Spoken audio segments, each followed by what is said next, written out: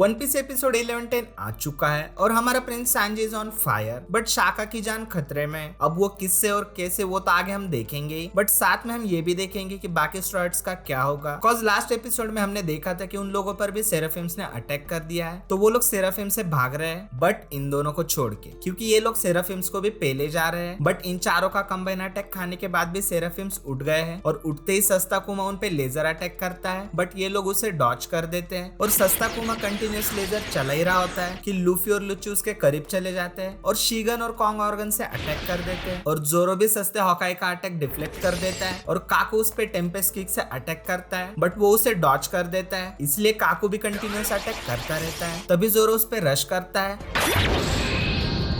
जिससे दोनों सेराफिम्स नीचे गिर जाते हैं और ये लोग सोच रहे होते कि उन्होंने सेराफिम्स को हरा दिया, बट शाका कहता है कि उन्हें सेराफिम्स को अंडर एस्टिमेट नहीं करना चाहिए और तभी सेराफिम्स फिर से खड़े हो जाते हैं और लूफी कहता है तुम क्या काइडो जो इतनी बार वापस उठ रहे हो, और वो लोग सोच ही रहे होते कि इन पे कोई अटैक काम क्यों नहीं कर रहा कि तभी जोरो कहता है कि ये लोग मुझे किंग की याद दिला रहे हैं, तो शाका रिवील करता है कि सेराफिम्स को किंग के ब्लड से ही बना है, जो सुन के जोरो रिवील करता है कि उनके बैक पे जो फायर है ना उसे ध्यान से देखो, क्योंकि जब वो फायर जल रही होती है ना तो ये लोग नियरली इनविंसिबल होते हैं और जब उनकी बैक पर फायर नहीं होगी ना तभी हमारे अटैक काम करेंगे। और सॉरी कि मैंने तुम्हारी इतनी एनर्जी वेस्ट कर दी, मुझे ये पहले ही नोटिस करना चाहिए था। तो लुच्ची कहता है ठीक है, उसमें कौन सी बड़ी बात है, उनकी सिर्फ फायर किंग जैसी है ना, इसलिए तुमने नोटिस नहीं किया होगा। तो जोरो कहता है कि किंग के सिर्फ बैक पे ही फायर नहीं थी, बल्कि उसके व्हाइट हेयर्स थे, डार्क स्किन थी और ब्लैक विंग्स भी थे,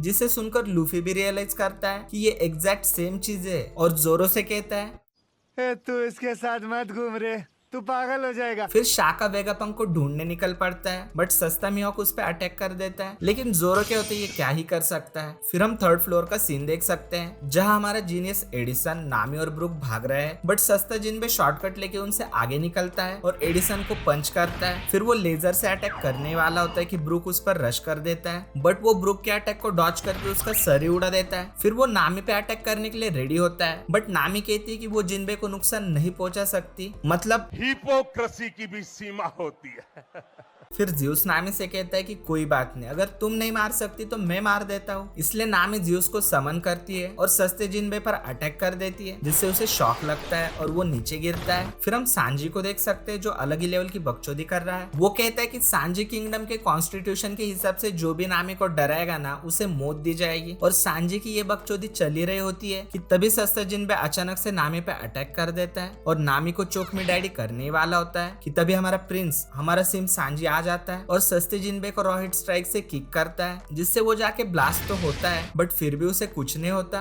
फिर सांजी भी उसे फेस करने के लिए रेडी होता है। तभी हम उसोप के ग्रुप को देख सकते हैं जो सस्ती बुआ को फेस कर रहे हैं। फिर लिलित उस पर बबल गन से अटैक करती है, बट वो उस पर काम नहीं करती, मतलब ऐसा सिर्फ उसे लगता है, और विद इन ए सेकंड वो नीचे गिर जाती है। तो लिलित एक्सप्लेन करती है कि वो बबल सी स्टोन एनर्जी से बने हैं और क्योंकि सी स्टोन डेविल फ्रूट की तरह ग्रीन ब्लड की भी वीकनेस है, इसलिए उसने सस्ती बुआ को वीक कर दिया। फिर फ्रैंकी उसे बांधने जा ही रहा होता है कि वो फ्रैंकी पे अटैक कर देती है और अपना सिग्नेचर डायलॉग चिपका देती है। फिर वो लेजर से उन पे अटैक कर देती है, बट फ्रैंकी बच जाता है और वो एक बबल को लेकर उस पर अटैक कर देता है, जिससे वो नीचे गिर जाती है, बट वो घड़ियाल आंसू दिखाकर फ्रैंकी का काट देती है और उसे किक मार के आधा पत्थर का बना देती है। फिर वो उसोप और लिलित की तरफ रश कर देती है और लिलित के बबल्स को भी डॉच करती है और अपना चाम दिखाकर पहले तो उन्हें सांजी बनाती है और फिर मेलो मेलो अटैक से उन्हें भी पत्थर का बना देती है। फिर हम बेसमेंट का सीन देख सकते हैं जहाँ पर शाका वेगापंक को ढूंढने आया है, बट वहाँ उसे साइपर पोल के वो एजेंट्स दिखते हैं जो कि बहुत पहले ही साइलेंट पर आए तो थे लेकिन अचानक से गायब हो गए थे और उन्हें यहाँ पर कैद करके रखा है। फिर शाका को वेगापंक दिखता है जिसे बांध कर रखा है और उसके पास जाने पर वो पूछता है कि ये सब किसने किया, और वो वेगापंक को छुड़ाने वाला होता है कि तभी कोई उसे गोली मार देता है, जिसे देखकर वेगापंक भी शॉक हो जाता है।